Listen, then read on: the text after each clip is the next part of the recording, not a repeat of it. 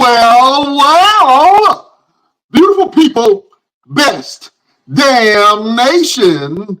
It's Tuesday. Thank you for joining us. I am your humble host, Brian Renegade. And with me, I have the best damn crew. First of all, you see him over there. He don't even want to show his face because he's that maniacal.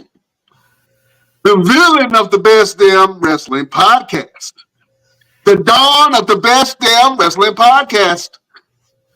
Your favorite photographer's favorite photographer, the one and only LP, is in the building. What's happening, Pete? What's going on, man? What's going on? Pretty good. I can't complain. Oh man, good to have you back on the show, my friend. Thank you for having me, sir. Absolutely. Next, he is the green-eyed bandit. He fights people. Sometimes he bites people. He's your mama's favorite wrestler, and he can whoop yo daddy ass, the one and only Roosevelt. What's happening? Yo, what up, man? It's Tuesday. What's going on? Like we on here on a Tuesday. Yeah, Tuesday. Might get some tacos. I don't know. Getting tacos. No, not getting no tacos. Taco Tuesday. You know what I'm saying? Never go wrong with tacos. Nah. Oh man, let's go around the board real quick, fellas. What's happening with you? Roosevelt, what's been going on with you, my friend? Not much, man. Just came back from a little vacation out in Puerto Rico. It was all right. I see you got a tan. Do I? I don't think so, but Airlines at least, you know. Ready to get back on the grind, man. I got some things I need to get done, so it's only going to get done if I do it because I'm the only one that's going to do it. So let's make it happen. Absolutely, man. Absolutely. LPZ, what you been working on, my friend? Man, same old as always. Just trying to stay busy, trying to book some shoots, working on a couple of upcoming events. You know, that's about it, really. Okay.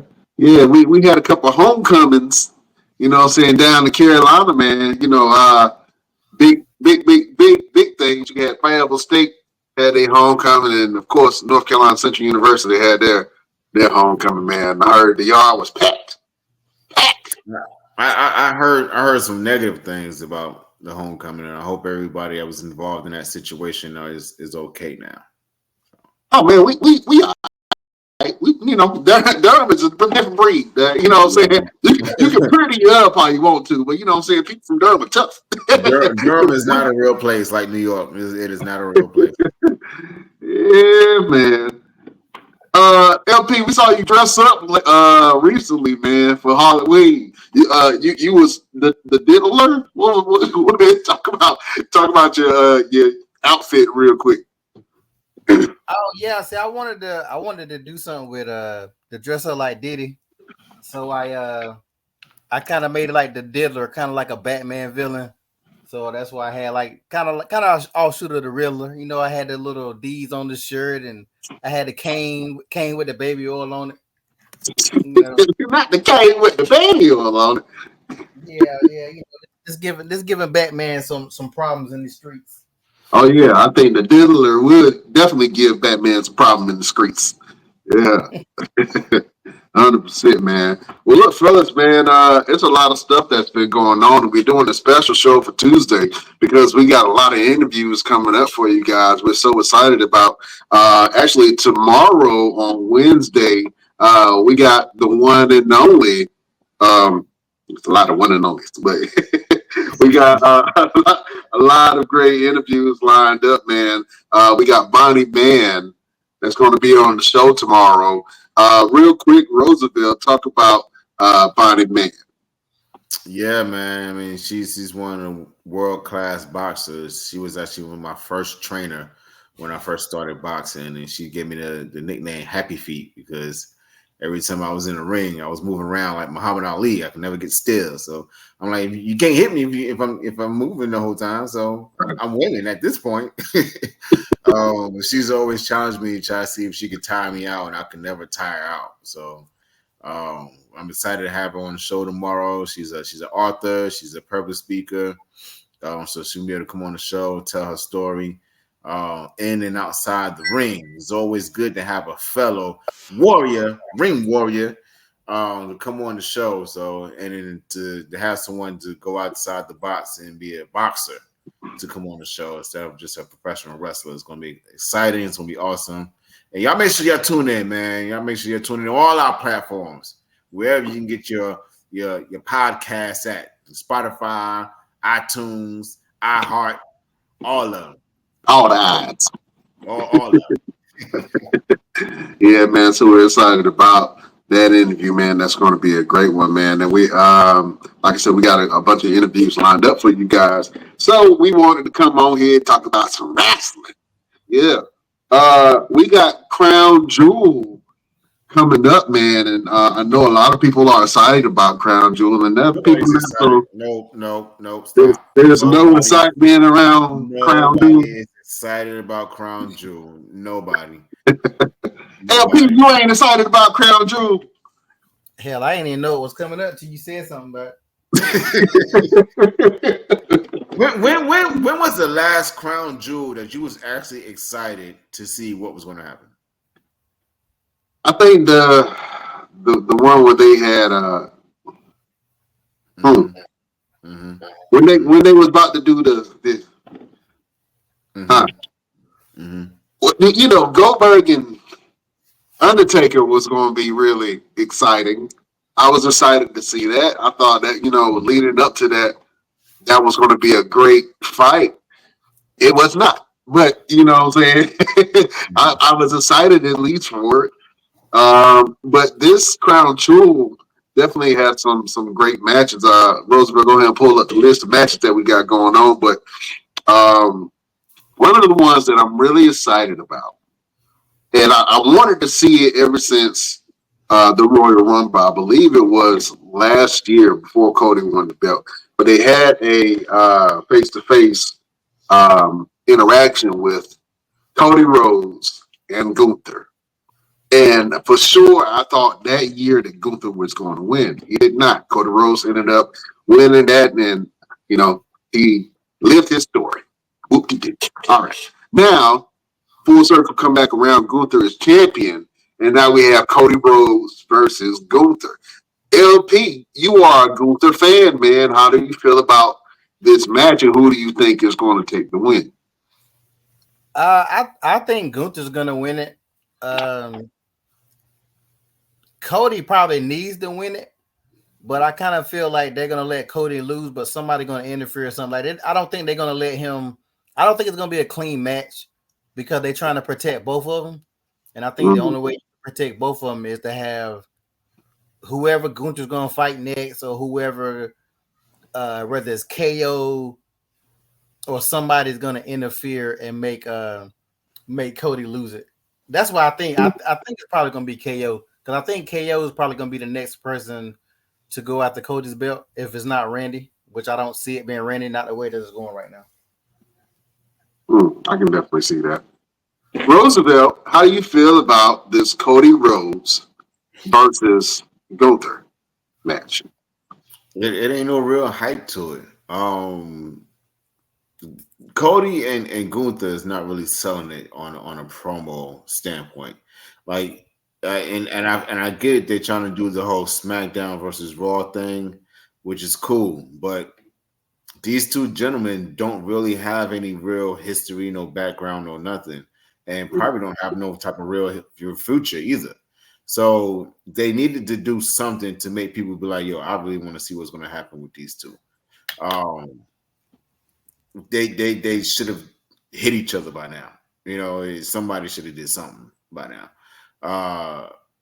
Well, Cody did during the War of Words. Cody did say, you know, all right, enough of this, and then he ended up attacking Gunther. You know what I'm saying? Some people call Cody Rhodes a heel. So he's not really a babyface. Would a babyface just attack somebody out of nowhere? If you tired of him talking shit. Tired of running their mouth, You know what I'm saying? Sound like to me he couldn't hang in the ring with the King, Gunther. You know what I'm saying? So Gunther he's been cutting some really good promos, and the promos I like him because they're almost personal.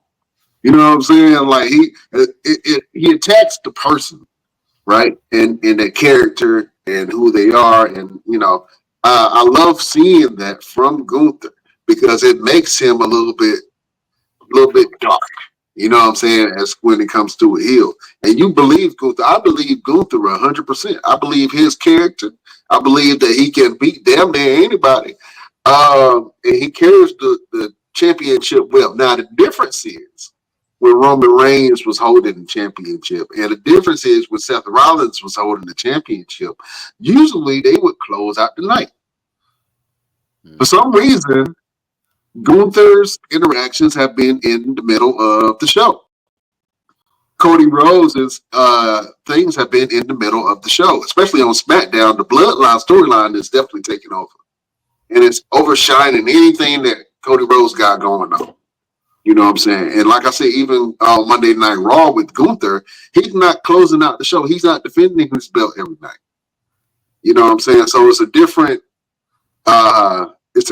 time, and I think that whoever the next champion is going to be, whether Gunther or Cody loses the belt soon, it's going to be interesting to see how they move the product forward and who they're poised to be the next stars. You know what I'm saying? So LP said he got his money on Gunther, even though he feels like somebody's going to interrupt. You saying the same thing, Roosevelt? I think the same thing. I think somebody is definitely going to interrupt that match. I'm not sure who, but we'll see at the end of the night in Crown Jewel. Speaking of Kevin Owens and his whole situation, we got Kevin Owens and Randy Orton going on at Crown Jewel. That just seems really random to me, and I don't know why. I don't see how they're trying to build the story. I don't know. It just don't make sense to me why Randy is so angry and he wants to fight KO to the point where he even called out Triple H to the ring to get him to come out and say, "Why are you protecting Kevin Owens from me?" And Triple H was like, "No, I'm really protecting you. You're getting old. You just came back from back surgery. I know you banged up and beat up. And Kevin Owens is going to whoop your ass. So I'm trying to protect you, Randy."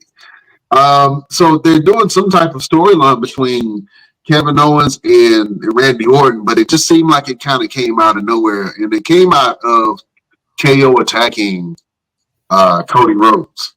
And I knew that was going to break down. I knew that was going to happen like that. When was the last time we actually seen someone call out Triple H? I got a feeling this is like a Triple H Randy Orton prelude. Because you think about it, Randy Orton is on his way out. Who would be the one to really bring him to a retirement situation? And I think the best one would be Triple H at this moment. Triple H ain't getting back in the ring, man. Triple H love his life too much to get back in that ring. Let one of them Saudis contact Triple H and say, "Hey, I'm paying this amount of money to see you and Randy Orton." That man gonna get in that damn gym. I don't know if you remember, but Triple H had some major health scares. Where he said he can't really get back into the ring, even though that's a part of him, and I'm sure he would love to still think he has it and get back in the ring. I don't think he's going to do it because he loves his health too much and he got too much to lose if he do get into that ring. You know what I'm saying? Because if he get in that ring and take a bad bump, then how is he still going to be the creator for WWE and push the product forward? You know what I'm saying? I don't think he's gonna wrestle, but I do think he's about to turn heel. I do think that this whole thing is setting up Triple H is going to, because it doesn't make no sense. I'm trying to protect you from Kevin Owens. Like, since when they've been pushing Kevin Owens, it's hard as they trying to push him to, to make this story fit. So right. I do feel like Triple H is going to pull. I mean, he got heart issues, but I'm pretty sure he can pull off a pedigree. So I'm pretty sure that he's gonna do something to Hit him You with a know, one and done. yeah, I don't know. I definitely don't see him getting back in the ring. Now, I don't even want to see that. Like, I don't even want to. I'd be too scared to watch that match. I wouldn't even want Yeah. him to come close to getting in the ring. But I think he can set Randy up because this beef don't make no sense. Like, it truly don't make no. They literally just threw this together. All this shit at Crown Jewel really is thrown together. If you want to be honest, even the Cody and Gunther, like they really trying to push that ugly belt. Like, somebody really want that shit. Like, nobody wants that damn. That is the ugliest belt I've ever seen in my life. Like, It's just so big. I think that's the thing. Like, who is supposed to wear this belt? Andre the Giant? Huh? Big Show? Here's, Like that here's my belt is question. gigantic. Here's my question. Are they going to carry both belts? No. It's And are only they going to defend that belt? So, like, what is the whole purpose? I don't know. You know, Saudi Arabia kind of got to do it big where they, oh yeah, it's going to be a grand. It's the greatest what is it? Royal Rumble of all time. It's the Greatest greatest Royal match of Rumble of all all time. Yeah, time. legend versus legend. They always try to do something big to make it grand. You know what I'm saying? I think that's part of what it is. Nobody cares about that belt. I don't even think nobody really want that belt unless they don't have a belt. But the people that have the belt don't really. I don't believe that anybody really likes the belt. You know what I'm saying? But I ain't gonna say that. Let's not forget the greatest wrestler of all time. That shit. Oh, no, the greatest wrestling match of all time between Edge and Randy Orton. No, the greatest wrestler of all time. When they had Shane McMahon win that damn thing. Ah, yeah, I do Yes. remember that. I do Yes. remember that. Yes. Oh man, That shit. that was that. Shane had so much heat after that. And it was real hate too. People were like, "Man, I hate Shane McMahon," but it made him a great villain. Shane always played a good villain. You know what I'm saying? So after that, yeah, he went on this villain run. Uh, but yeah, I do remember Shane won the greatest wrestler of all time match, and that was crazy, bro. That was crazy. yeah, What other matches we got from Crown Jewel? We got the triple threat of LA Knight. Um, uh, what's that boy? Crap. El Oh, Idolo. Carmelo Hayes Yeah, and Carmelo Andrade. Hayes and Andrade. Andrade. Yeah. Now, I don't For the think that's the triple threat. I think he's a special guest referee, right? Yeah, LA Knight is the special guest referee between the match between Andrade and Carmelo Hayes. That rivalry has been going on for a long time, but it doesn't really feel like rivalry. It just feels like, all right, you win one, I win one. You win one, I win one. Let's break the streak. Okay. It's like it, But no, it's a triple threat for the Oh, it's a triple US. threat. Okay, all right. I thought it was Yeah. special guest referee. My bad. Well, either way, all three of them in the ring, great competitors. I'm not. I'm not feeling, and I know I was the one advocating for it in the beginning, but the timing was just right at the time, and now it don't. When LA Knight won the belt, it was timing for him to win the belt, but the timing wasn't right when the fans were really behind him and really pushing for LA Knight. It felt like they kind of gave him the belt at the end of like when the fans was like, all right, I guess. You know what I mean? I had fell in love with being a LA Knight fan, and I like LA Knight, but I can't watch his matches. They are, I don't know. It's something about it that just I can't quite put my finger on it. But I don't I, really care about I his think LA championship. Knight. I think LA Knight is just trying too hard. I think he's trying to do more than what he needs to do. Like, he has really great mic work, and I think he got compared to Stone Cold and The Rock so much that he's trying his hardest to stay away from that stigma of, oh, you got the character, you got the talk, and so people are automatically thinking, well, you don't got to wrestle too much because you can just be the character. And I think he's trying to show that, I can really get busy in the ring, but you don't have to, bro. Just take what you get. Get your check and keep it pushing. Yeah. LP, man, how you feel about LA Knight as United States champion? I mean, I think he's just a typical champion. I don't really they haven't really elevated that belt in a while. It's not his fault. It's just the material stuff that they give them. They not really they push him and AJ Styles real hard, but they haven't. This other stuff to me is just not. It's just not grabbing enough to build that title up or make me care about what's going on with it. But yeah, I don't really think it's LA Knight's fault. I just think I don't know. I just think WWE needs some more writers. I really think that's what the bigger problem with all this stuff is. They just not writing good stuff right now. Whether it's Triple H or whoever it is, they just outside. And even it used to be we could say other than the bloodline, everything else stinks. But now even the bloodline stuff ain't really that great because we all know where it's going. We all know where it's headed when it comes to. We knew Jay was gonna come back. Sammy. They already had Jimmy and Jay looking at Sammy. I think like last night. They're gonna add Sammy to the team. The OG is gonna go against the new guys or whatever. But really, what's going to happen after that? Like that's what it really boils down to. Is I think the bloodline is better as a heel group. I don't want to see a face bloodline.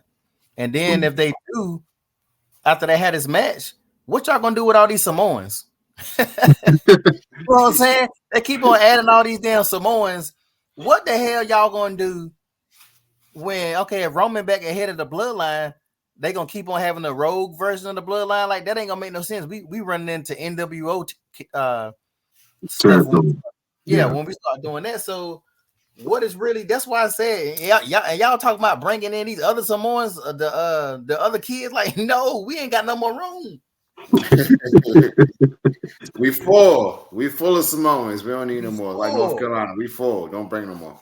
Well, let's go ahead and switch over there. I know they got some other matches for Crown Jewel, like Liv Morgan versus Nia Jax, which nobody really cares about. Nobody. I don't. Seth Rollins versus Bronson Reed. I kind of care. And then you got the Bloodline, I guess, face off, which that's going to be interesting. But we all know the pace of that match is going to be dreadfully slow. And it's not going to be a lot of wrestling. It's going to be a lot of headbutts, a lot of pushes, a lot of hip drops. Very slow storytelling. It's going to pick up at the end. I hope that Sammy comes in, but when would they bring Sammy into the fold? They would have to bring Sammy into the fold either on Friday or Sammy's going to have to make a surprise appearance and join the OG bloodline just in case the new bloodline kind of starts to dominate. But you're right. Where did you go after that?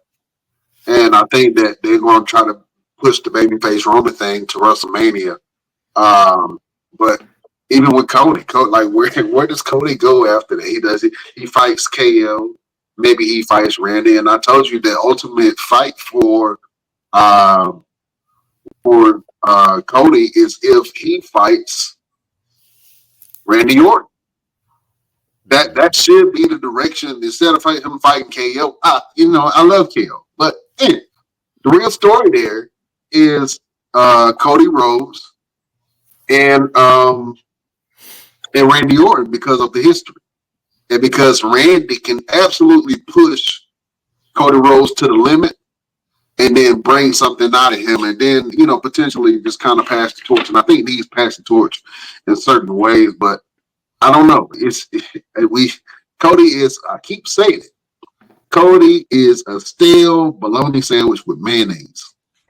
It is no flavor to look, and no matter what you do, they might add a pickle or a piece of onion. It's just not edible. I don't know. I can't digest Cody Rhodes as a champion. It's boring to me to the point where if I catch SmackDown, it's usually at the end just to see if who's doing something. You know what I'm saying? So, like, he has to make me care. And I think the thing with the fans is he has to either make a change or something has to change in order for people to get back on the Cody bandwagon. Like Cody is a big star all over the world right now. And he's still a top guy. But I think that the real hardcore fans, man, is really asking for more from Cody. You know what I'm saying? Because he is definitely being outshined by Roman Reigns and his family.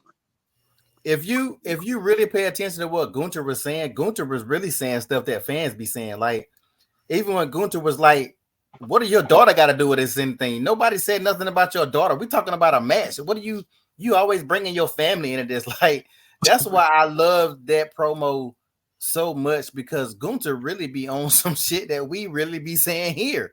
Like, finish your story now. What do you like? What do you got to do like next? Like, he to me, and then Cody response was he started glazing the fans. Like, he didn't even have a good response back. Like, right. That's why I think like wrestlers like Gunther are just so much better, because they're getting better. Where Cody just sits and has that dumb look on his face, like he has to go heel. Like, he at the point now where he almost ain't got a choice. He's still getting fans cheering for him and stuff like that, but like the character itself, he got. I don't know. I just really feel like he got to go heel. If I was a current signed talent, no matter which company is, WWE, AEW, I would utilize X a lot. I would utilize whatever the fans are saying on social media in my promos to kind of really hit hard and really hit you in your gut. Because you think about it, most times they're either reading it or somebody done told them, like, hey man, you see what this person on Twitter said and da da da. I would use a lot of that shit in my promos. Yeah, man. I think that the smart wrestlers do, and the ones who can effectively add it into it. I think that is beneficial. But when you have writers writing from you, sometimes you just got to read the content that you got, and then hopefully you can, if you're good enough, and they'll let you go off script, then you can add certain personal things into it to make what you're saying potent. But Gunther and Cody, hopefully it's going to be a great match. If you think Gunther and Cody's fight is going to be good, give us a thumbs up in the comment box if you're excited for Crown Jewel, and if you're excited to see Gunther versus Cody. I'm excited to see the physicality in it, and I hope that Gunther really. I hope it's a good battle. I hope it's a good fight. That's all I want. I want a good fight. With the bloodline storyline, I'm expecting it to be a storyline. Everybody else, I just want to see good wrestling. We got one more match to mention, and that's the WWE Women's Tag Team Titles Fatal 4-Way match. Jade Cargill and Bianca Belair is defending against Kairi Sane and Io Sky, Lash Legend and Jakara Jackson, Chelsea Green and Piper Niven. Yeah. I mean,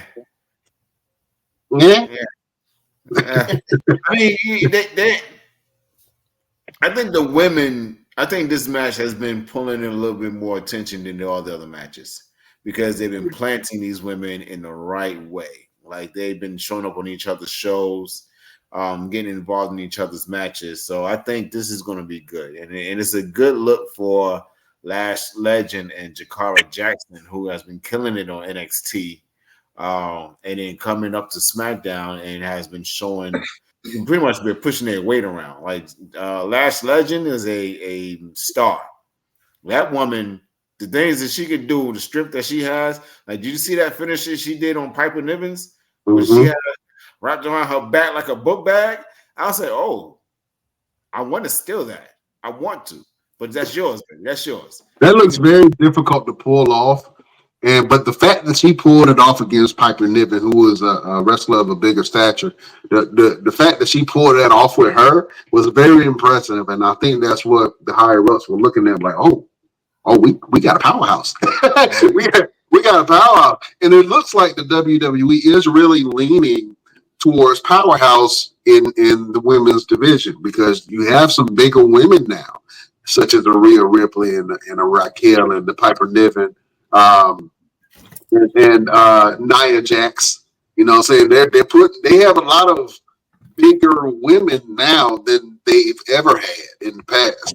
You know what I'm saying? So, and some of these other women, they're not small. Jade Cargill and Bianca Belair are not small women. You know what I'm saying? They might be, you know, not very tall in stature, but they're very jacked and you know what I'm saying, very athletic women. So I think that it's Tiffany Stratton is as well. She has a great figure, and so I think that they're leaning more towards the very fit, very strong, physically imposing women on the roster versus the pretty dainty uh, wrestlers that they have. Just go ahead and say what LP's thinking. They're putting up the women of color and of ethnic background, ethnic culture over the little white girls. That's what LP thinking right now. Like, I'm women of color now. They're getting busy. You got Puerto Rico in the house. We got Dominican Republic in the house, and we got the black girls. Go ahead, black girls. Do you think? Yeah. Well, that won't matter because the moment that white Charlotte Flair come back, everybody going back to the back. When the queen come back, everybody get to the back of the damn line. Why you get this man started? Why? Because I ain't seen Charlotte Flair in a long time, and people forget that Charlotte Flair is the greatest women's wrestler of all time. I don't care who you put in front of her, she just moves the needle. I like Charlotte Flair. I love to see her come back. I would love to see her reclaim her throne. She's been very social media savvy lately and posting thirst pics for the fanboys. And I just want to see the queen come back into the ring and wrestle. Ew. I'm glad I ain't seen none of them pictures. Watch her mouth. Charlotte Flair is not attractive at all. Now, you might like Charlotte Flair, but let's come on now. Stop it.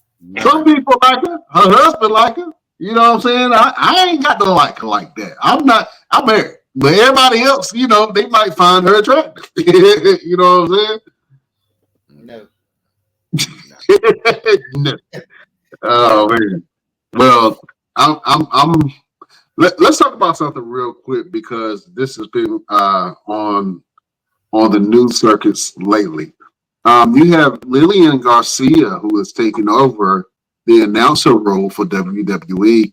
So Samantha Irvine has recently left WWE to take on other endeavors, but on social media, she's been defending her post, saying that she was never really in love with the announcing point, and she really wanted to do something a little bit more involved in the ring, such as being a manager or a general manager for WWE. I don't think that they saw that in her as far as the role, and so she decided to leave. And now Lillian Garcia is now the ring announcer for Monday Night Raw. Fellas, I want to hear your thoughts behind this. What do you think about Lillian Garcia taking over for Samantha Irvine? Let me go, LP. I'm glad to see she still got the pipes and she got a job, to be perfectly honest. I've always liked her doing announcing. I thought she did a good job. To me, I like her better than Samantha. Like Samantha was all right, but I just felt like she was just yelling too damn hard. Like, I don't know. To me, she was just trying too hard. That's just me. But nobody want to hear it because everybody want to see them thirst traps and everybody say how fine she is.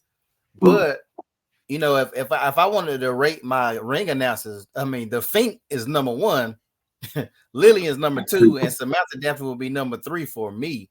But yeah, I'm glad she, because I didn't know what happened to her. I don't know what she did after she left the company. You don't never really see her do much. So I'm glad, and she still looks good. She looks damn good. Yeah, man. I know we were criticizing when Ricochet had left, and I was like, Samantha Irvine, she was posting up them thirst pictures. I said Samantha Irvine's for them streets. You know what I'm saying? I said, Ricochet, you can go flip with your friends, but leave Samantha Irvine as where she at. But it looks like she's going to do something else. I'm not sure if she's going to pop up in AEW. She might.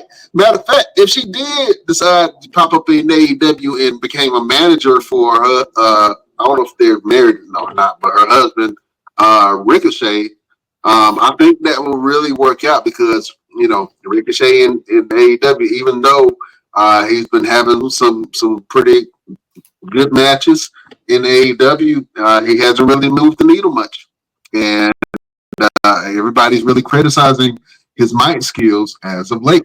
So Whoa, maybe. whoa, whoa, whoa, whoa, whoa, whoa, whoa, whoa. See, no, I was trying to be nice today, but now y'all see y'all gonna have to make me cut up. What I say?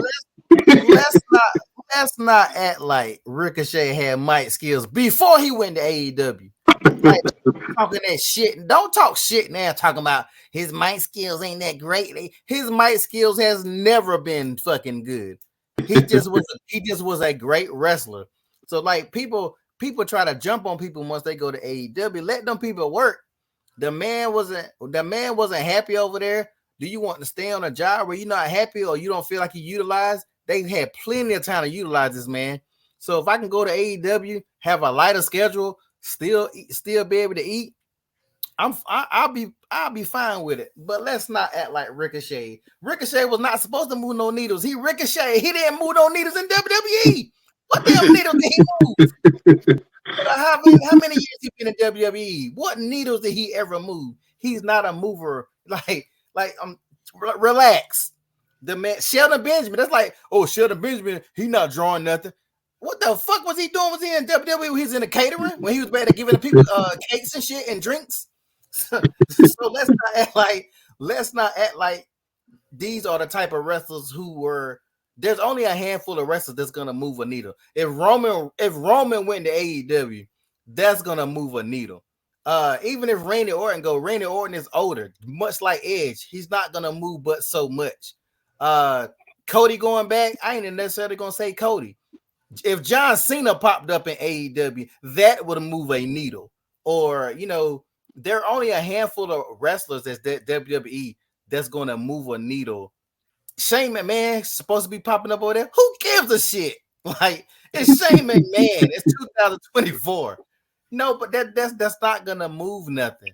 So all they can do is just really be able to just do what they can do. But people be over attacking people once they get on the AEW, man. Relax.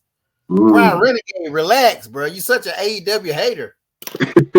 I like AEW. I'm not hating on AEW. AEW has a place in wrestling, and through knowing Roosevelt, man, I really got introduced to the indie scene and a lot of indie wrestlers. Before then, I only knew of like one or two companies, but now I see that it's a huge wrestling community, and wrestling is really big in a lot of circles, especially depending on what towns you live. So, North Carolina, Georgia,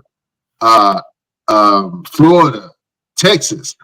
All of these are huge wrestling places. Philadelphia, New York is Boston. All of these places are huge wrestling places.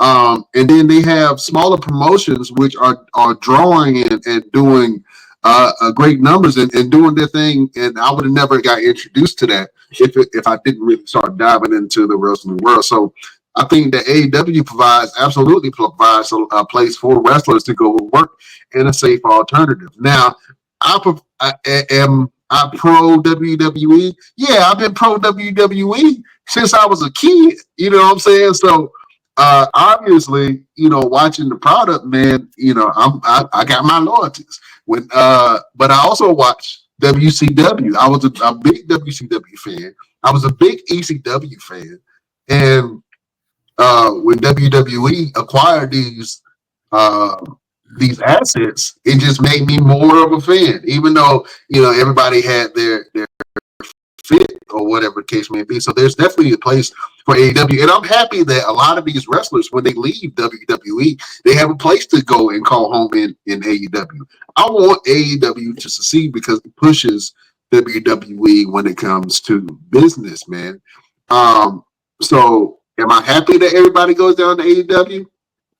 I'm just saying, I want to see somebody really go down there and make an impact. I think that the only wrestler that I can really say went to AEW and made a huge impact. It's two. I'll give you two. There are two wrestlers that went to AEW and made an impact in the product. First person was Chris Jericho. Chris Jericho, the company built itself around Chris Jericho when he first got introduced and saying, hey, I'm going to be in AEW. So Chris Jericho will probably be the most important piece to AEW because when Chris Jericho joined AEW, it made everybody like, hey, hold on. Chris Jericho is there. Oh, this is real. This might be real competition. The second person to go down there and make an impact was CM Punk. Like a very substantial impact. CM Punk, and we talked about it on the show. CM Punk's entrance back to wrestling in AEW was huge. It was everywhere. Everyone wanted to see it. He made an impact. People started watching AEW to see CM Punk. I've never been a CM Punk fan, but I realized the man had impact when he went to the AEW. And then when he left AEW, he still had an impact. You know what I'm saying? So honestly, those two people I could say really moved the needle for AEW to be looked at a little bit different. And now in between then they've had talent go down there. But I'm just saying, as far as people caring about it being a real promotion or not, I think those two names really kind of solidified AEW as a competitor. You know what I'm saying? And now in the world of in WWE, man, they got money out the watch. First of all, have y'all looked at the WrestleMania tickets? Yes. Yes. You got who in the hell is giving up their house, home, and children to go watch WrestleMania live? You got to sell blood, semen, and a little bit of ass to get some tickets. you got to damn near sell your right testicle in order for you to get a ticket to WrestleMania. And that's only if you live down the street. Man, I started looking at the tickets and I'm like, because for me, I'm like, all right, maybe $900 to $1,000, $1,500. It would make sense if I had a decent seat. They were selling those tickets for the nosebleeds. And then you're looking at some of the tickets, you got $5,000, $13,000. Who the hell spending $13,000 on a ticket? if listen, no. If I'm spending that type of money on a ticket, I need to be back in catering. Y'all got to feed me. I'm finding some chicken in the back somewhere. Y'all ain't no way I'm paying that much money and just for to sit somewhere. I better not see no popcorn, no hot dogs, nothing. Then you better have all kinds of big platters of ribs and Big Mac. Somebody grandma better be in there cooking the entire time. If I spend $5,000 on a ticket, Jesus better be there. You know what I'm saying? Jesus better come back. That's the only way. And I'm like, I can justify it, but I can't really just like $13,000 on a ticket. And even if I had that type of money to throw away, you know what I'm saying? I got a little bit of bread, but I'm not throwing away that.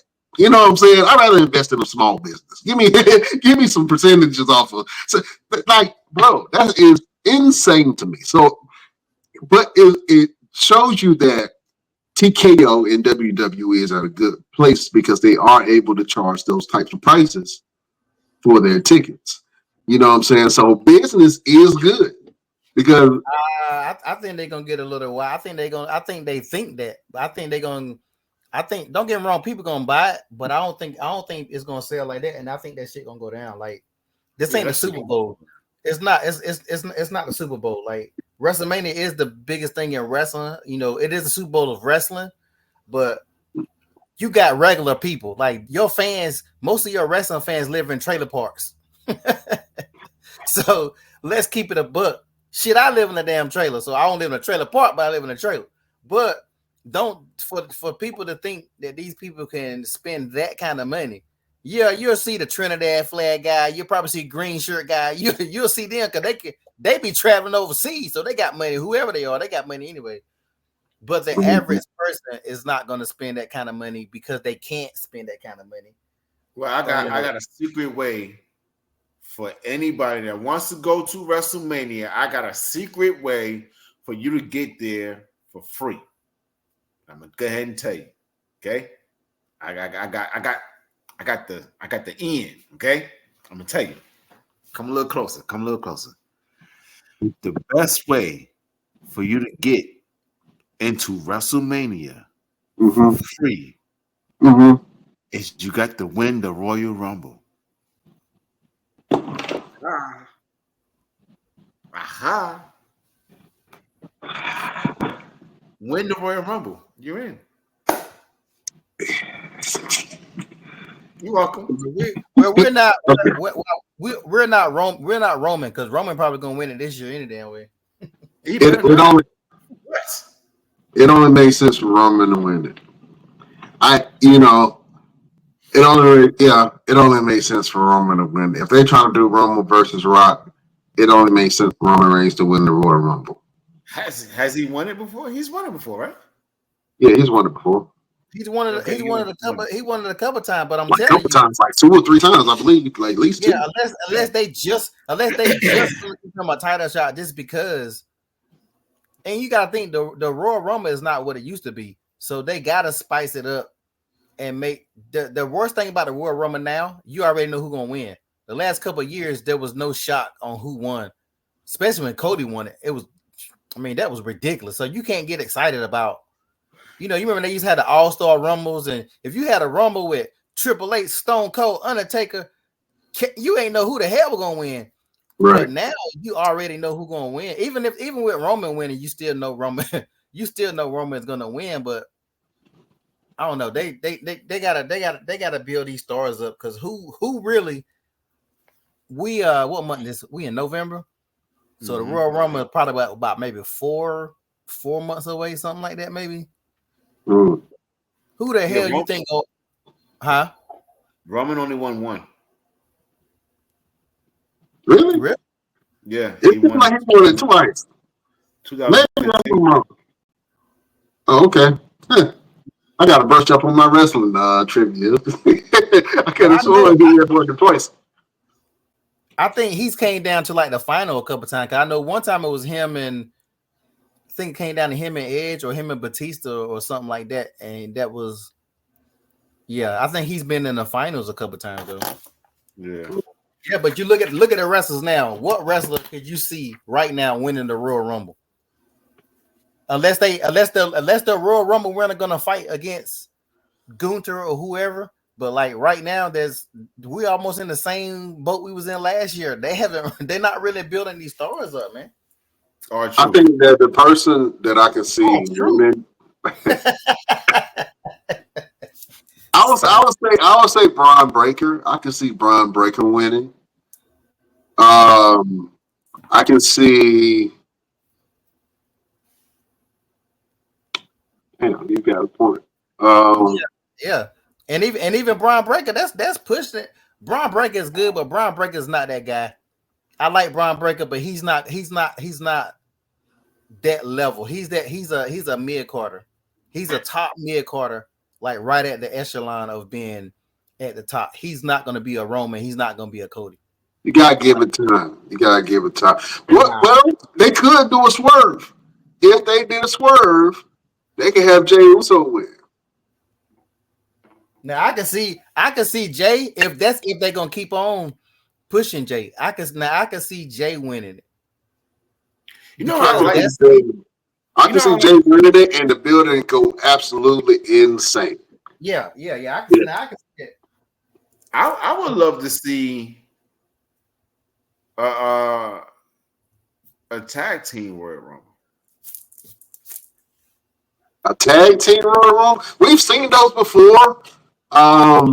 If two guys like when John Cena and Batista messed up and they both hit the floor doing that Royal Rumble. If they did that and they gave their award to both guys, instead of saying we're gonna split y'all up and you go for this championship, you go for that championship, make them end up fusing together and then going for the tag titles. Make the tag team champions come and start talking shit, and they go after the tag titles. I mean, you could elevate the tag championships to a highest highest stature than what it's been doing something like that. That would make some really good story. But I they mean, you don't care could, about a tag. well, just this Friday, man, the Motor City Machine Guns just won the tag team titles, and a lot of people were excited about that. I don't really know who they are. I haven't followed their career, but I know a lot of people were happy that they actually won the tag team titles, but they were quickly overshadowed by the whole Bloodline storyline. So it did, even though they won, they were kind of overshadowed because that was the ending of the night. But I love the tag team division. I would love to see that as well. Them extending past just the women's and the men's. If they did a tag team Royal Rumble too, that'll be really, really interesting. But something that they did do at WrestleMania is that the tag titles for the last 2 years have been a forward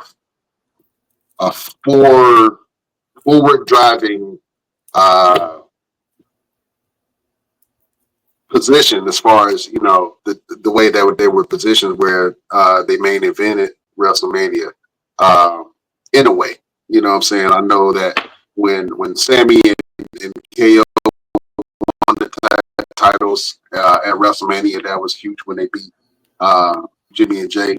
And then didn't they have I think the Judgment Day won at WrestleMania this year as far as the tag titles. So I love the tag team division. I will hope that they elevated the tag team division, and it would be good to see that. But I want to see the Royal Rumble go back to where it was, where you would bring in stars and you would bring in celebrities and you would bring in up and coming talent from NXT and then the independents, and you might see some people from TNA come in. I think that they absolutely should go in that direction. The last two Royal Rumbles, although Cody Rhodes and all of them have been in it, it missed that piece of we were waiting to see some old school wrestlers come in and do their thing. So hopefully this year they do that, and as well as introduce some new top talent for the Royal Rumble. Well, speaking of new talent, that's a good way. That's a good time to segue into the WWE ID. It is WWE's new independent developmental program where they're highlighting some schools around the U.S. As places that they're going to start pulling some talent from, or at least looking at some. And I'm expecting this for it to have a lot more schools. Right now on their list, they have Knox Pro, run by Rikishi, Reality of Wrestling, run by Booker T, owned by Booker T. And then Seth Rollins' school out there in where is he from? Like Seattle or something? He's from somewhere. Nah, it's like Idlewood. It's like in the middle of nowhere. Idlewood. So yeah, one of them Midwest places. Yeah. Yeah. And then you also have the Nightmare Factory, owned by Cody Rhodes and run by Dusty Rhodes. Oh, not Dusty Rhodes. Goldust, Dustin Rhodes. And I would expect to see a lot more, like the Wild Samoan School down in Florida. That is in Samoan bloodline school. And then you also would have like the Monster Factory out there in Paulsboro, New Jersey, where a lot of talent has come from their humble beginnings, like Sheamus, Big Show, of course Damian Priest as one of them coming from that school. So it's gonna be a big thing, man. It's gonna be really interesting to see how they're actually gonna do this, and it actually does bring more attention to the independent wrestling. I think they're realizing that a lot more, that they need to go and start grabbing some of us from out of here on the independent scene to come in and elevate your product. The Motor City Machine Guns had really big showings on the independents for a very long time. Then they went over to Ring of Honor and done some stuff in Japan, and of course, AEW and TNA. We have Javon Evans, who came from the independents and went straight to WWE, and they ended up putting a rocket in his ass, and he's been all over the place just doing things really, really fast in a short amount of time that he's been there. So I think the WWE is starting to say, and I think the the NIL that they had going on with the athletes coming out of college. I think they're realizing that these guys and girls don't have the passion like the independent wrestlers do. We're out here every weekend. We really want to do this. And I think a lot of the college athletes are just doing it because they being picked up, whether they didn't make it to a professional level or they lost a spot on a professional team, and they're getting a paycheck and they're learning something different. But if you grab some of these independent wrestlers who already have the skill and the drive to really do this, you can actually do a lot more with a lot of these college athletes. Let's be honest. If you bring somebody just because I know me, if you brought me down there and put me in a ring with one of those college guys, I could elevate that individual and show them how to do it versus someone like Dean Malenko, who can't really get in the ring with them. But I have the same actions, age, and just by the same experience, it's like someone like a Roman Reigns who's been doing it for about 15 years, just as long as I have. So this is a big thing for WWE and the independents, and I hope to watch it continue. I hope to watch it grows, and for a lot of the guys and girls to be able to get their just dues to be able to get out there and make some things happen. Absolutely. Well, before we jump into the thing that I know that we're excited about, we're about to do this top 15 list of greatest superstars of all time. How do you feel as an independent wrestler? You've done a lot of things in a lot of promotions, WWE, AEW, Ring of Honor. I believe you did some stuff down in NXT, TNA. Not TNA, Impact. Was Impact? Yeah, Impact. How do you feel about? First of all, this is great news for independent wrestlers. You know what I'm saying? To be able to have a pipeline to get to the WWE. Before then, it was more of referral and who you knew. And, shout out to Mark Henry, man. Mark Henry has found a lot of talent that, the WWE is now benefiting from. How do you feel as an independent wrestler, man, about people from other crafts like football, and track and field, all these superstars that are coming up? How do you feel this levels the playing field for the independent wrestlers? It elevates the playing field. I think it puts us way above these college athletes because we actually have the ability. We are actually trained. There's a lot of us that are actually doing this already. We know the footwork. We know the steps. Most of us know how to work for TV. A lot of these college athletes, these football players, these track runners, they know what they know. They know how to play football. They know if they take a tackle, they're coming off the field. It's a whole different playing level of playing field. If you get out there, you run a track race, you win that race and you're done.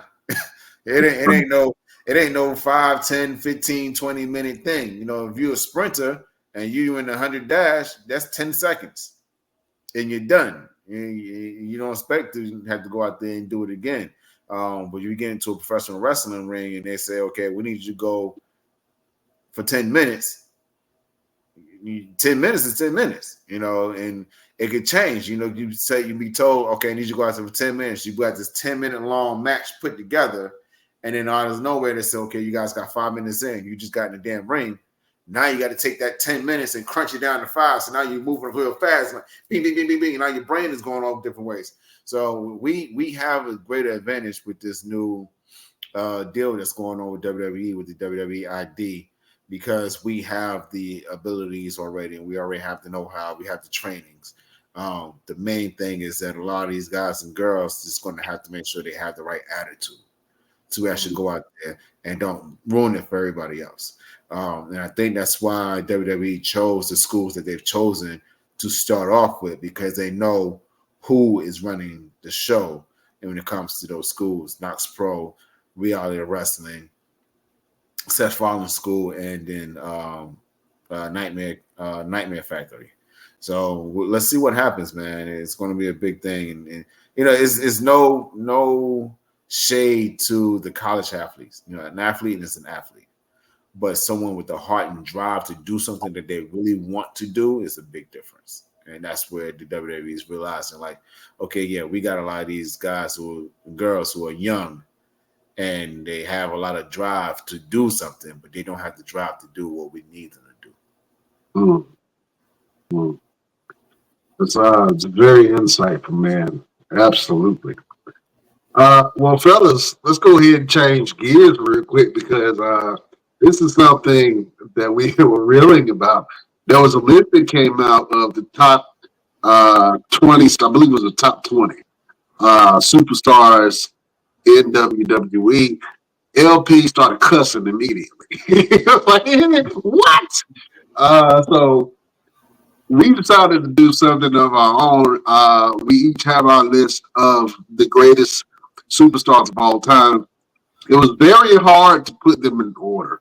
And I don't know if mine has a particular order. I was just like, I'm going to just put 15. But I think I like my order in it. And to be honest with you, as far as the number is concerned, any of these superstars can be interchanged into any of these positions. So, LP, I know you've been holding on to that list. Sir, please give me your 15 greatest superstars of all time. All right, we should have showed that bullshit list first so everybody could have seen the bullshit. And it was I don't know where I saw it though. It's Give me 1 second. I'm looking it up now. Give me 1 second. It's the one I posted in the chat. It's what magazine is it? It's Sports Illustrated. Oh, that was Sports Illustrated. Let somebody lied and they just put it on top of the link, but it says Sports Illustrated's top 25 WWE superstars of all time. Well, I ain't worried about that list right now. I want to hear yours, LP, and I think I got mine. I like my order. Real quick, I'm gonna run down the list really quick from 20 to 1. Number 20 was Becky Lynch. Number 19, Mick Foley. 18, Chris Jericho. 17, CM Punk. 16, Andre the Giant. 15, Randy Orton. 14, Edge. 13, Roddy Piper. 12, Kurt Angle. 11, Randy Savage. 10, Bruno Sammartino. Number 9, Bret Hart. Number 8, Shawn Michaels. Number 7, Triple H. 6, Undertaker. 5, Roman Reigns. 4, John Cena. 3, The Rock. 2 is Hulk Hogan, and number 1 is Stone Cold Steve Austin and the Partridge in the Pear Tree. I like a lot of those names on that list. It's kind of hard to say, hey, I don't agree with the list. Maybe the order. It was easy. It was very easy. Well, let me hear yours then. And you put yours in order. Now, did you put yours in order? You just did top. Oh yeah. Mine is in order. So that's why it took me. I went back and forth for a long time because it's very hard. So, with me, I try to choose the overall, mic skills, how much they impacted the show, how much they impacted wrestling in itself. So it wasn't just my favorite wrestlers, because if it was my favorite wrestlers, some of them are my favorite wrestlers, of course, you're going to be biased, but I didn't just base it on my favorite wrestlers. So are we going from 10 to 1? Or are we going from 1? We're going 10 to 1. We're going to do 15, top 15. You got 15? Oh, top 15. Okay, so number 15, I have Rey Mysterio. Number 14, I have Eddie Guerrero. Number 13, I have Chris Benoit. Number 12, I got Randy Orton. It seems like I skipped somebody. Oh shit, I had Eddie here twice for some reason. I got Eddie Guerrero at number 11 too. I don't know what I was doing. I told you shit was stressing me out. Number 10, I got Roman Reigns, whatever his damn name is, the Queef. Number 9, I have Booker T. Number 8, I have Bret Hart. Number 7, I didn't even want to put him on my list, but I had to keep it a buck. I got John Cena. Number 6, I have Triple H. Number 5, I have the Olympic hero Kurt Angle. Number 4, I have Ric Flair. Number 3, I got The Undertaker. Number 2, I got Stone Cold. And at number 1, I have the Brahma Bull, that boy, The Rock. All right, I like your list. You definitely, and you're right when you think about it, man. There's a lot of superstars that have impact, and to gauge it of who are the greatest of all time. Maybe a lot of it is an opinion, but then when you talk about numbers, that's a whole different ball game, right? Roosevelt, who are your top 15 superstars of all time? Uh, so I'm just gonna just run off some names. I didn't really get a chance to make a list, but just thinking about it, at number 15, I will put Jerry the King Lawler. At number 14, I will put Jake the Snake Roberts. Number 13 would have to be Ravishing Rick Rude. At number 12, it would have to be Ultimate Warrior. Number 11 would have to be Macho Man Randy Savage. Number 10 would have to be Eddie Guerrero. Number 9, Bret the Hitman Hart. Number 8, Shawn Michaels. Number 7, Triple H. Number 6 would have to be Ron Simmons. Number 5 would have to be Stone Cold Steve Austin. Number 4 would have to be Owen Hart. Number 3 would have to be The Undertaker. Number 2 would have to be John Cena, and number 1 would have to be The Rock. You put The Rock over The Undertaker. That's surprising. I thought for sure The Undertaker was going to be in number 1. All right. And it was hard to really make that decision because of how parallel, just about parallel how their careers were. But Rock did have that. He did kind of grab the fans every time he came and left. A little bit more, just a smidgen. Be 100% honest. You were bothered by that video. You were bothered by that podcast. That's why he dropped down. You were bothered by the Undertaker, Kane, and the Trump Master podcast video. I ain't gonna lie, the Undertaker almost didn't make my list because of that. And I was like, I literally, you see Hogan ain't on my damn list. You see, I can't fuck Hogan. I can't do it. But the Undertaker has never done anything like that until now, and I had to at least give him his. I still ain't fucking with him right now, but I still had to give him his props. Yeah, you gotta give him his props, man. But if you have that same thinking, man, you gotta put Hogan on that list too if you're gonna give him real props. Hogan was the first big mainstream star that we've ever seen in wrestling, and even though we don't acknowledge Hogan or none of his dealings, you can't deny the man's impact on wrestling. I mean, I got a wrestling buddy just because of Hulk Hogan and Macho Man Randy Savage. And to be honest with you, Macho Man ain't even on my list, and I love Macho Man Randy Savage. So, and this was hard to really do. So I got 16, but I'm gonna start with my number 15, and my honorable mention is Kurt Angle. He's my honorable mention. Yeah, let's go ahead and say your list because we about to discuss these lists. All right, yeah, let's go. Let's go. All right, so at number 15, Brock Lesnar is my number 15. Number 14 is Chris Jericho.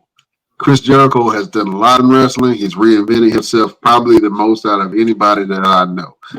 So I would have to put Chris Jericho at number 14. Number 13 is John Cena. And I love me some John Cena. But when I'm making this list, man, I had to think about who had the most impact on me. Number 12 is Randy Orton. Randy should be in my top 10, but right now he's at number 12. This might shock you guys. Number 11, I got Mark Henry. Mark Henry's impact after wrestling was huge because he's brought stars to the main screen that we enjoy today. And his career after wrestling, especially being on Busted Open and a couple of other things, the All Caribbean wrestling promotion that he runs, he does a lot for wrestling still. So Mark Henry is definitely my number 11. Roman Reigns will be my number 10. I still acknowledge your tribal chief. Roman Reigns is my number 10. My number 9 is Triple H of all time.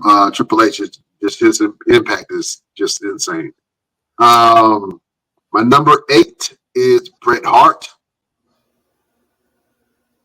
At number 7, I have Ron Simmons. It's hard to not acknowledge Ron Simmons' impact when he won the championship, especially to be a person of color and see somebody make it to the mountaintop and still be a figurehead in wrestling. Ron Simmons definitely has that. My number 6 is Goldberg. I'm just a Goldberg fan, and Goldberg went on the tear unlike anybody else, man. I Growing up, thought this was WWE greatest of all time. nah, That ain't in WWE. well, who ain't in WWE that's not on the list? Ron Simmons' first title was in was not WWE, right? It was in WCW, but Ron Simmons still came to WWE and became Farouk and did his thing. But I was going by, which is fine. I was going by this. The post was WWF greatest of all time, so I was judging based on that. That's why I didn't have and now we were doing all time. That's why I didn't have like him on there because of that. What you said was right, but he did it in WCW. Right, he did that in WCW, but technically WWE bought WCW, so it still kind of fits. You know what I'm saying? It still kind of fits. Yeah. What else up on? Goldberg. Yeah. My number 5. My number 5 is Ric Flair. Ric Flair is he's just one of those household names that a lot of people know, and through hip hop and other mediums, especially some of the products that he's been selling, he's a cultural icon.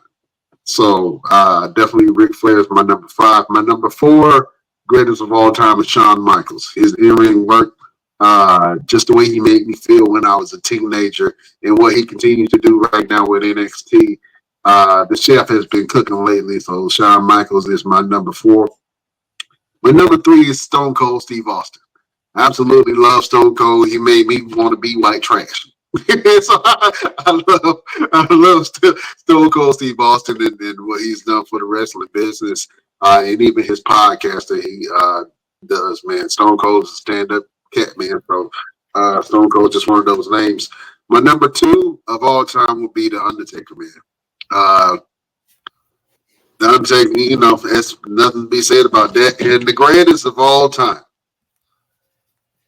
the one who shares my birthday, the one who strikes fear in all of the superstars, the boss of bosses, the one and only Brahma Bull, Dwayne "The Rock" Johnson, great superstar of all time.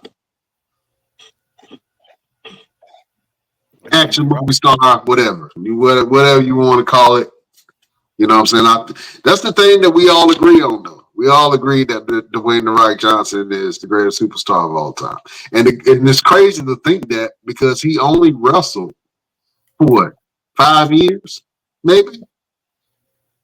No. It wasn't that long. 6 years? No. Before you talking about from when he was Rocky Maivia to when he left? From the time he was Rocky Maivia to the time he left. He wasn't in WWE that long, bro. It was only like 6, I would say 6 years, maybe. I gotta look that up because that don't sound right. I'm doing it right. Or he was not there long at all. He came in, and after he changed from Rocky Maivia, he started to make an impact. Huh? 8 years. 8 years? Yeah, 8 years. At the roster, 8 years? Yep. Yeah, I just saw it too. Yep. 8 years. What years are they counting? It says he went from 96. 2011 to 2013, 2016, and 2023 to present. He started in 96. Yeah. Okay, well, if you're gonna count after all his returns and shit, I guess. But but his in-ring work that we really remember when The Rock was super hot, it wasn't that long, bro. It was only like a couple of years. And when you compare his career, in-ring career, to everyone else, he shouldn't be the greatest of all time because everybody else has been wrestling longer than The Rock. Well, I don't think the length of wrestling makes you the greatest of all time. Like I The don't. length of time doesn't, but I mean, it's an argument. You can say that. Nah, because there's a lot of wrestlers. Stevie Richards wrestles for a long time. Is anybody gonna put Stevie Richards in the discussion? I mean, no. They might depend on how Stevie Richards made them feel. No. You know what I'm saying? That's why when you make this list, I try not to let my emotions I try not to let my bias kick in as much as your bias is always gonna kick in. Let's keep it real. But like you got Kurt Angle way at the bottom when Kurt Angle was the best rookie year of any wrestler. Like the stuff that Kurt Angle did from bringing one of the best Olympic stars, he started that whole really making people really pay attention to that. The man won every single title his first year. The man had mic skills, comedy skills. Like you got him so low. It's crazy. So low. Would you put Kurt Angle over Triple H? It's debatable, but yeah, I probably would. You know why? Would you put Kurt Angle over Stone Cold Steve Austin? You got Stone Cold in the top 5, but you had Kurt Angle like number. What you had Kurt Angle? I had Kurt Angle at number 16. Yes, that's Kurt Angle, and he not even looking at your top 10. That's disrespectful. So all right, so in my top 10, right, I got Rock, Undertaker, Stone Cold, Shawn Michaels, Ric Flair, Goldberg, Ron Simmons, Bret Hart, Triple H, and Roman Reigns. Where can I put Kurt Angle on that list? Who would you take off? Goldberg. Put Kurt Angle there. Goldberg? I mean, first of all, let's talk about Goldberg. Now, why I was a Goldberg fan like everybody else, but let's keep it real. You talking about the greatest wrestler, and we all know Goldberg and wrestling and great are 3 things that do not go together. I said superstar. You cannot sit there and say greatest wrestler of all time and say Goldberg. You cannot say it because Goldberg was not a wrestler like that. You can Brock Lesnar was an amazing wrestler. That is debatable. What makes a wrestler? That's not debatable. No, who has ever said that Goldberg was an amazing wrestler? When have you ever heard that? I've never heard anybody say that Goldberg was an amazing wrestler. But I do say that Goldberg was dominant. Goldberg remained dominant in 2 companies. He's a football player. Yeah, he's gonna be dominant. Because you gotta you can't say that. You can't say that because WWE, the first Royal Rumble had a bunch of football players in it. They weren't even wrestlers. At least 10 to 15 people that and you at least 10 people that was in that the first Royal Rumble was all football players. Well, you ain't seen it happen since. So there you go. You can't really say he was dominant in both companies. Again, that's why I'm telling you, if y'all got Peacock, sometimes just go back and just let the old shows play. I'm currently watching when Goldberg came to WWE, they started him like little small beefs. He didn't hardly do anything, and then he had a title shot.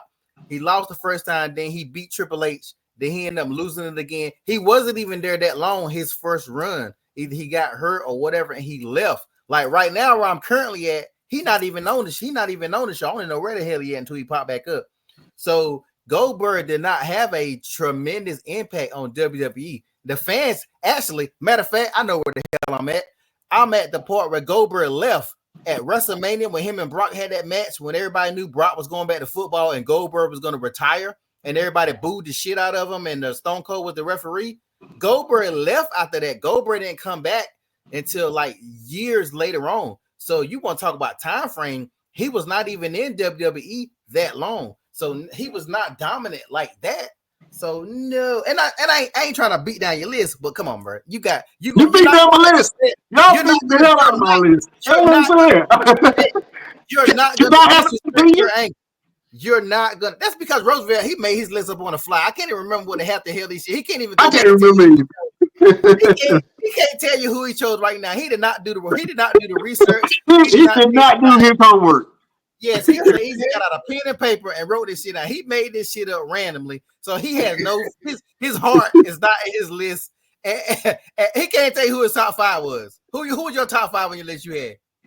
My top 5? Yeah, that you said a while ago. They got to say it right too. We got it on footage. Well, he don't even know.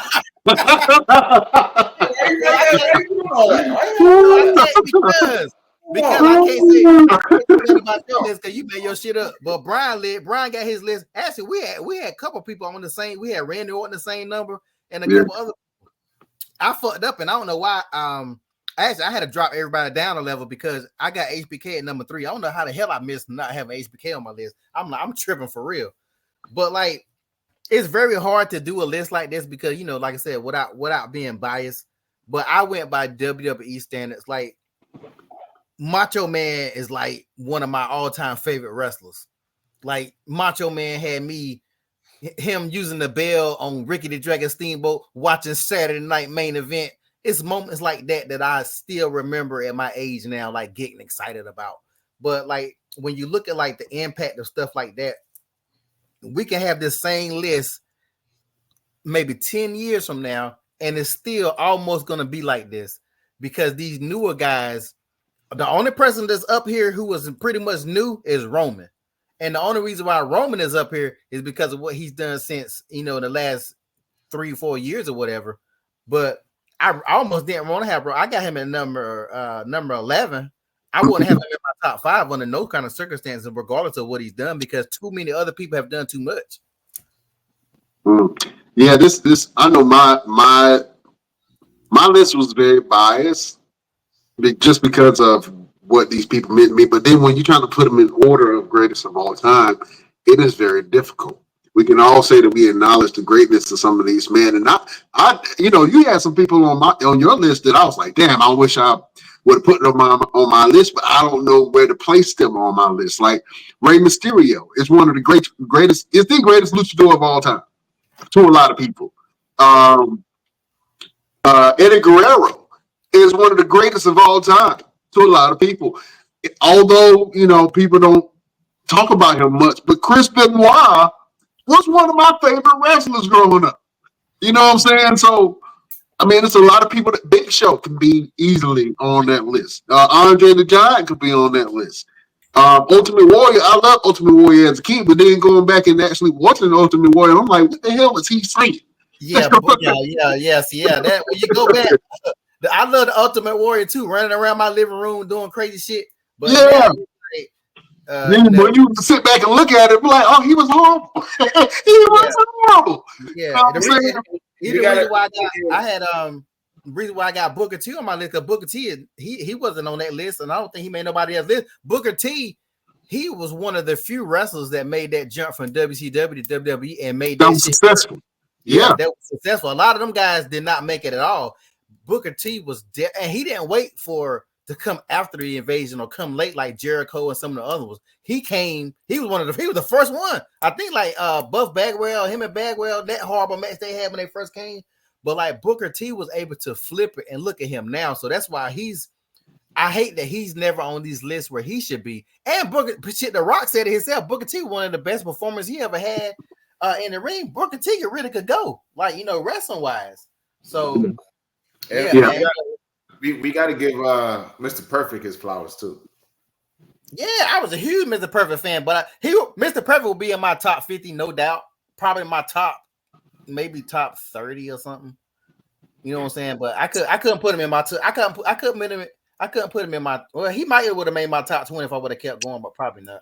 You can make the argument the Honky Tonk Man should be in somebody's at least. Yes. I mean, it's so many wrestlers, and I think that you really have to break down. It has to be a stronger criteria of who's the greatest wrestler of all time. Now, I would love to see financially who's the greatest wrestler of all time, and I think that The Rock will still be at the top of that list because of what he done at this past WrestleMania. You know what I'm saying? So, whoever your favorite wrestler is, just let us know. You can let us know your top 10, top 15 list.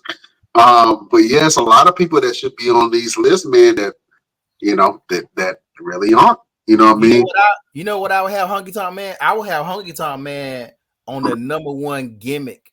The number one gimmick wrestler superstar. I probably would have Honky Tonk Man. If he not in my number one, he might be like top 5. I'm talking about like the Goon, the Dennis, the Mountie, the Repo Man, like the top gimmicks.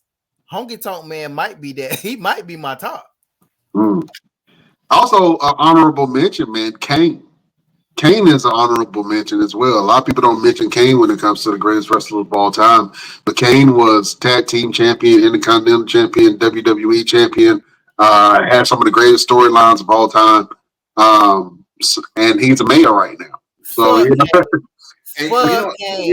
reason why they needed to mention Kane, because Kane has went through so many fucking gimmicks, so many different characters before he settled on Kane. He was Isaac Yankem. He was the Goon. Yeah, he was Diesel. Yep. So he went through a whole bunch of different characters before he settled on Kane and made it work. So he definitely. And then Kane ain't nothing but an Undertaker ripoff. So can you really say he wanted the greatest when his whole gimmick is a ripoff of another wrestler's? So he got to lose some points. Also, fuck Kane. Why is he F Kane? What Kane do to you? Man, you saw Kane. You saw Kane with Trump. Kane been with Trump for video with his brother. He been with Trump for a minute. That ain't even nothing new. So I've been said to hell with Kane. Oh man. Real quick, everybody give me an honorable mention. LP, who's your honorable mention on your list? Somebody who won't on my list, or somebody that wasn't on your list that could possibly be interchanged with anybody on your list. I would say shit. That's hard because I think I would. Shit, I don't want to say him. Sergeant Slaughter, and I know that's probably like out of the blue, but Sergeant Slaughter was one of the greatest heels of all time. Like that dude was getting death threats. People was literally trying to kill him. Like you can't get more in character than that. And plus, he was on G.I. Joe. All right. Yeah, Sergeant Slaughter can easily be on that list of greatest wrestlers of all time. Roosevelt, who's your honorable mention that you can interchange into your list of greatest wrestlers of all time? Mr. Perfect. A lot of people would agree with you that Mr. Perfect can easily be on that list of greatest wrestlers of all time. Oh man, I had to think about it. Who would I interchange?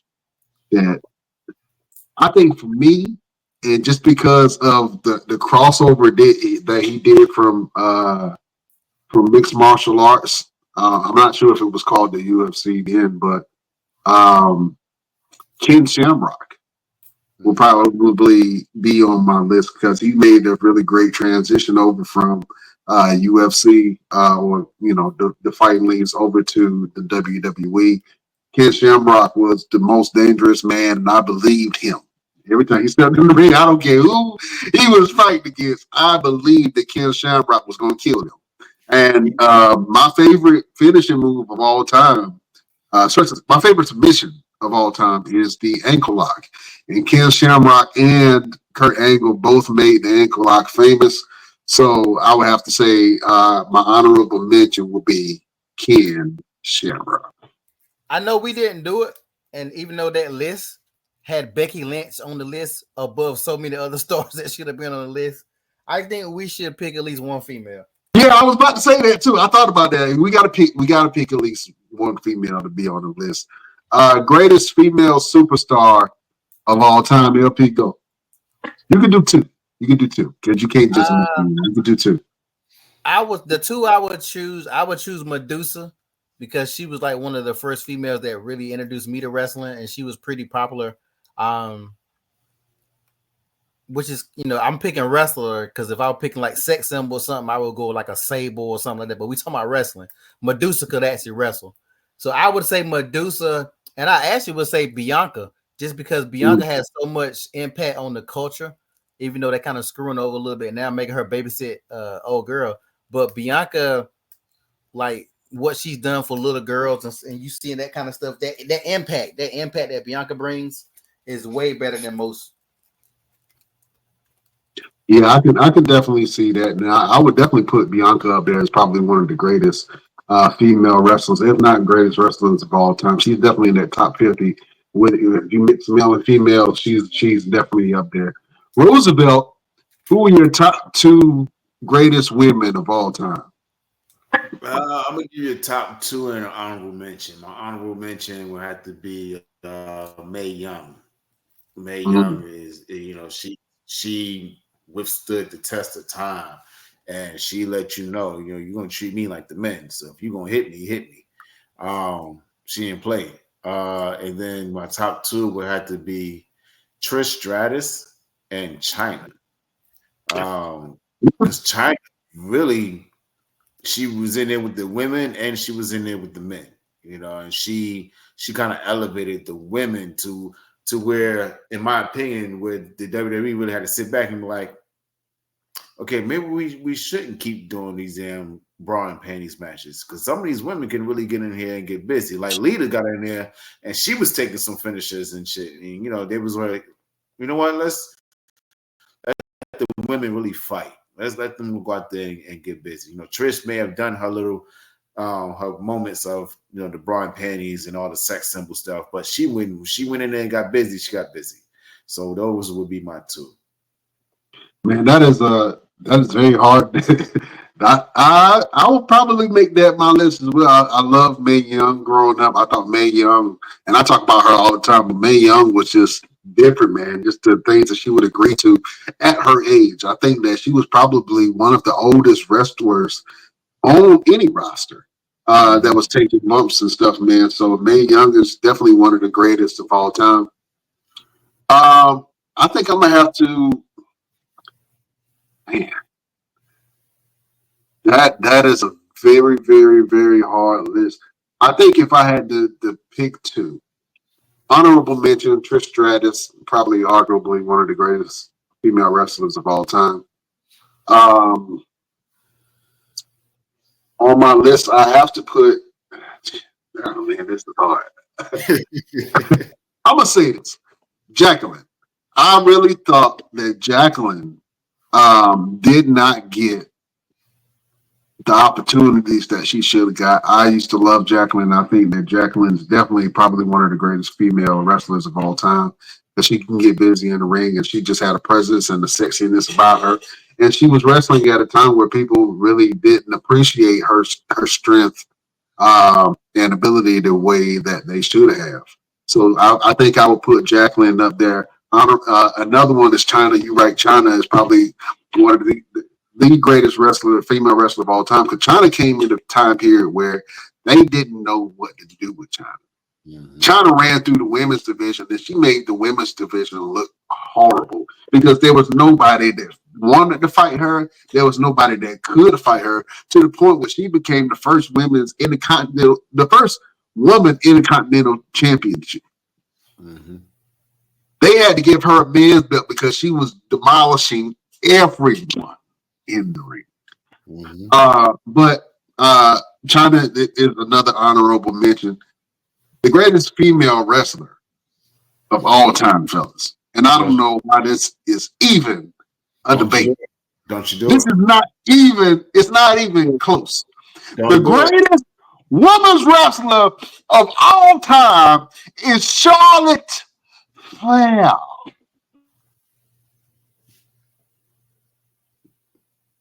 Go ahead and just. Don't you mute my mic. Don't you mute my mic. The greatest female wrestler of all time is Charlotte Flair. Not even close. Not even close. Something's wrong. Argue with your mama. Argue with your mama. loose. Something's loose in there. You gotta No, everything is tight, Jack. Everything is tight. I do like that you mentioned Jacqueline, and I think the issue with Jacqueline is because she was so believable in everything that she did that it was like the same situation with China. It was like we can't really put her in the ring with anybody because we can't believe that anybody can really whoop her ass. Like she was winning there, and she was like, "Yo, I'm from Houston. I'm coming in there, and if you ain't coming correct, you going home." Yeah. So and she was same thing with Jazz. Jazz was just too dominant. Them girls, because like they didn't have no storyline. They used to swap that belt back and forth. Like I literally watched it 1 minute, Ivory fighting somebody, then next thing you know they teamed up. Like the women didn't have no storyline back in the days. Like Trish probably had the most storyline. That's why I think she was the most known, because they gave her the most to do. And then even with Stacey Keibler, they have Stacey Keibler a little bit, but she never was a wrestler. But like, yeah, I think Jazz was just too much, and that's why they definitely didn't know what to do with her, because she wasn't even pretty. At least they could put Jacqueline in a bra and panty match and swimsuit stuff. Like a Jacqueline had that body. I used to get mad as hell when Jacqueline used to lose. I'm like, what are y'all looking at? What I'm looking at? Like, what? I have to make a correction because Jazz was pretty. And the thing with Jazz, she just had a different demeanor about her, but she presented herself as a warrior. You know what I'm saying? So maybe that sex appeal kind of dropped off a little bit because she was absolutely a warrior in that ring. I believed her. I believe that Jazz could beat half the men on the roster when she was there. But you're right. I would look at Jacqueline and be like, do you not see all of that body, all of that chocolate? Why y'all can't figure out what to do with it? You know what I'm saying? Man, go back and watch that swimsuit battle they had when Mae Young. I think it's the same one when Mae Young pulled out her old saggy titties. Them fake titties. But Jacqueline had on this one piece. Oh my God. I remember being a kid or however old I was. I was like, where's my bottle of lotion at? I'll be right back. That one? Yeah, that one. Yes, sir. That one right there. I was like, are y'all fucking serious? Are y'all really get the fuck out? Nobody beat that shit right there. Oh my God. Oh man. And we got a video on our Instagram, man, that's kind of went crazy. I know it's got well over 1 million views, but it's the video of Sable and Jacqueline. And so Jacqueline had attacked the referee, and then Sable had pulled off Jacqueline's top and exposed her breast to the crowd. I hate that I have it up there, but it was a piece of nostalgia at the time. So if you want to see that of Jacqueline, we're gonna put some more of her wrestling up because I absolutely love Jacqueline. I think that she really didn't get a fair shake in the women's division, and I think that if Jacqueline was in this, I don't know if a lot of the women back then in this environment would be successful. There's only Jacqueline, Ivory, Victoria could wrestle. Victoria, Melina. Well, yeah, if you keep on going on, Melina. To be honest, and it's funny because she didn't ever get her push neither. Gail Kim could wrestle, but Gail Kim just didn't have no character. She was just kind of boring. She won the belt her first time getting there, but like after that, then the Bella twins and all them, Stacey Keibler, all them. No, most of the females no, but there's only like a handful that really good. Michelle McCool could get busy. Michelle McCool can still get busy, even if she came back. I think that she can get busy. Am I correct? Did she do the first Styles Clash? Did she do it before AJ Styles? I can't remember that. I don't know. I think so. She did that move before AJ Styles did. I don't really remember a lot of the women's finishing moves like that. I remember the Lita and the Lita Salt. I remember Victoria with the Widow's Peak. Victoria with the Widow's Peak. Stratisfaction from Trish Stratus. Jazz finished the movie. She used to hold you up by your arms, and somebody doing that now. Matter of fact, I can't think of who it is. Jade is doing it. Okay, yeah. That shit used to be like, God dang. Yeah. It's pretty brutal.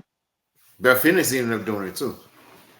Yeah. Beth Phoenix, arguably, Beth Phoenix can be said that she's probably one of the greatest women wrestlers of all time. I know a lot of people forget about Beth Phoenix and her strength, man, but Beth Phoenix is one of those women too. When she came in, they didn't really know what to do with her and her strength. You know what I'm saying? Where they still had her facing men at some point. So yeah, honorable mention. Shout out to all the women, man. I know we're big fans. I would love to get Jacqueline on the show, man. I think that she will give a great interview.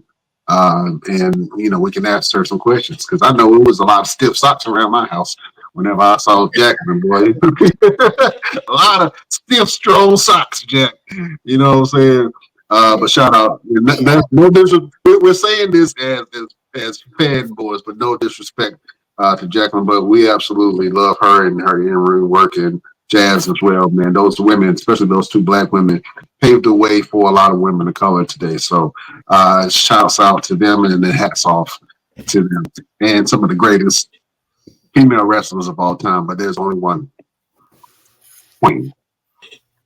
Something's really wrong with you. Something's really wrong with you. I'm sorry. All right, beautiful people. This was a great episode, man. Fellas, let the beautiful people know what you guys going on and where can they find you. Let's go to the villain of the Best Damn Wrestling Podcast. LPs, what's happening? As always, you can find me on One Click Photography Shoots on Instagram, working on a couple of events, photo shoots all day long, and that's pretty much my life. So just get at me if you need something. Yeah, y'all go follow LP and everything that he got going. So we try to share LP's work, but sometimes, I'll be looking at the pictures and I'll be like, let me go ahead and go past this because so my wife don't think I'm looking at something I ain't supposed to be looking at. I'm looking at artwork, baby. It's LP stuff.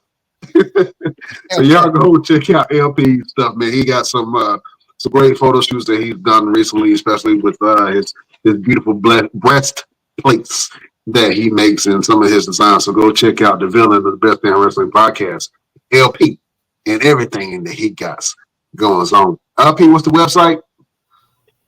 Instagram, One Click Photography Shoots. All right, check him out. Roosevelt, what you got going on, and where can the people find you? Oh man, I took a month off. Didn't do it on purpose, but it is what it is. So I'm getting back on the road this Sunday. I got a show this Sunday in Chapel Hill, North Carolina. Of course, getting prepared to make this trip to Italy at the end of November to go over there and put booster faces and hit somebody with this PYT, defending the World Heavyweight Championship over there. And just doing my thing, man. I got stunt training tomorrow, preparing to do the movie Birds of Prey, where I'm playing the villain, Bronze Tiger. So it's going to be really cool. So we're going to start doing some stunt training, putting some choreography, some fight stuff together starting tomorrow. Of course, you guys can follow me on Instagram, Roosevelt the Fighter, on my TikTok, official _ Mr. Everything.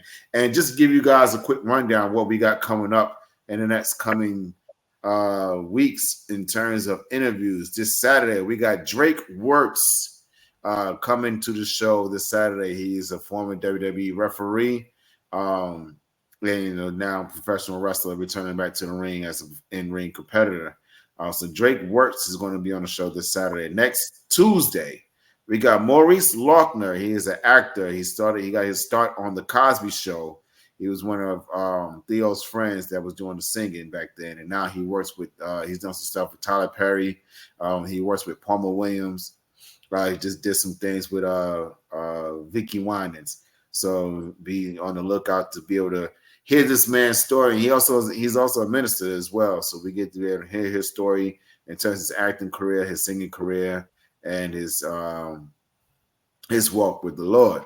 On the 6th, November 6th, that's next Wednesday, We have Rudy Gonzalez. He is a top end of wrestling trainer. He had his foot in with Shawn Michaels and have trained a lot of guys that are on WWE now and has been on WWE in the past. He runs a school down in Texas. So we get to be able to talk to Rudy Gonzalez next Wednesday. Next Thursday, we have Casey Lennox. She is a professional wrestler out here on the independents. She's worked with some of the big companies. When we get to talk to her and learn about her career. And on November 13th, we have Drew Blackett from Canada. He was a guest trainer for WWE whenever they do the tryouts. He is a guy I went and worked for in Canada at Torture Chamber Pro Wrestling. So we will be able to have him on the show. He get be able to talk to about his career, to his school, his connections with WWE. He's had Kevin Owens at his school a couple of times to come and talk to the students, as well as a couple of other Canadian wrestlers whenever WWE would ever make their tours out there in Quebec, Canada. So guys, please make sure that you're tuning in every week, every day. Make sure you are following the Facebook page, because you just never know when we may be able to drop another show, another episode, another interview. As you can see, we got things going on every single day, because that's what we do right here in the best damn wrestling podcast. Brian, what about you, man? What you got going on? Where can the people find you? Absolutely. We're going to get it popping in. So real quick, I just wanted to run down. We got Bonnie, man, that's going to be on the show tomorrow, man. That's going to be a great interview.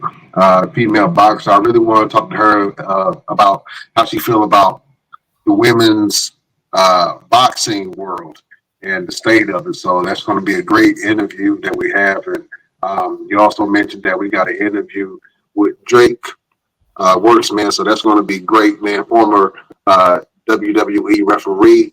That's going to be a really big interview. So I'm excited about that. And you know what? One thing that I do want to mention, we have a champion here on the show, man. So we want to send some well wishes to the best damn wrestling champion, the Hyperdrive champion, the one and only Blade Brown, man. He actually got injured not too long ago, so he's going to heal from that injury. He's still going to be in action. And only the young die old in December in that promotion, man. So hopefully we get to see him and he's healthy and healed enough for that match that he has against Maverick Vote, man. So I'm excited about that. So heal up Blade Brown. You know what I'm saying? The best damn wrestling champion. My name is Brian Renegade. You can follow me on all platforms at Brian Renegade and see what I got going on. And yeah, one thing I am going to do, real quick, small business feature. I wanted to show you guys Cactus Corn again. Now we've introduced Cactus Corn on the show before. They have some of the best kettle corn in the business, man. So if you want to do yourself a favor or do yourself a flavor, go to cactuscorn.com and get you one of these right here. You know how hard it was for me to hold on to this bag. You know what I'm saying? My wife saw it and smashed one of the bags. And I'm like, damn it, baby, I was going to use it for the show. But she already ate all popcorn out of it. So I needed to go ahead and plug this one because I'm about to smash this in a few minutes. So they got different flavors that y'all can go check out, man. So check out cactuscorn.com.